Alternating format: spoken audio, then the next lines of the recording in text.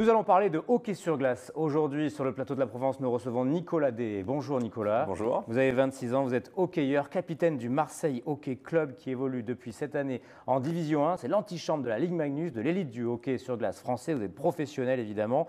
Nous allons parler avec vous du hockey sur glace à Marseille. Il y a du monde qui vient vous voir tous les 15 jours à la patinoire de Marseille, au Palais Omnisport Marseille Grand Est à la Caplette. Est-ce que Marseille peut devenir, ou même est déjà, une terre de hockey sur glace? Alors oui, j'en suis convaincu. Elle l'est déjà, je pense, en tout cas en devenir, puisqu'on a déjà de belles affluences, on réalise des matchs à plus de 3000 personnes assez régulièrement. Donc c'est déjà une très bonne chose. Le potentiel est là, déjà parce que le bassin marseillais est très important, forcément, deuxième plus grosse ville de France, donc beaucoup de monde peuvent être intéressés par ce sport. Et puis c'est un sport qui plaît beaucoup au caractère des Marseillais, je pense en tout cas. Il est très intense, très spectaculaire. On a un côté très sport américain qui plaît beaucoup aux Marseillais. Pour le moment, on a de très bons retours, donc on est très optimiste pour la suite. Quelles sont vos ambitions pour cette saison? Vous êtes en Division 1, c'est-à-dire on l'a dit juste avant la Ligue Magnus. Vous voulez accéder à l'élite le plus vite possible?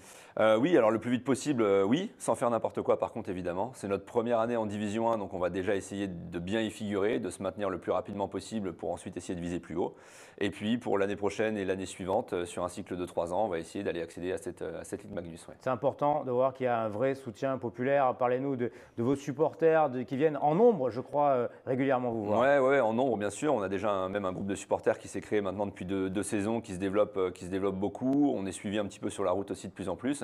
Et puis voilà, les soirs de match à domicile, on essaye de battre le record d'affluence quasiment sur chaque match, puisqu'on gagne 300 à 400 spectateurs à chaque fois.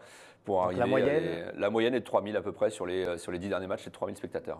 Le hockey sur glace, c'est un sport qui peut se pratiquer aussi, on imagine, dès le plus jeune âge. Quelles sont les valeurs qui font que c'est bien pour un enfant de s'initier au hockey sur glace chez vous? Alors déjà, les valeurs que beaucoup de sports collectifs partagent. Déjà, évidemment, pour se développer, pour un enfant, c'est très intéressant de pouvoir faire un sport collectif. Et puis le hockey développe des valeurs qui sont très intéressantes de travail, d'humilité, d'intensité, et qui, je pense, peut être très utile à beaucoup d'enfants. On peut le comparer généralement au rugby. On partage beaucoup de valeurs avec le rugby, en ayant peut-être un peu plus de vitesse, puisqu'on est le sport collectif le plus rapide du monde.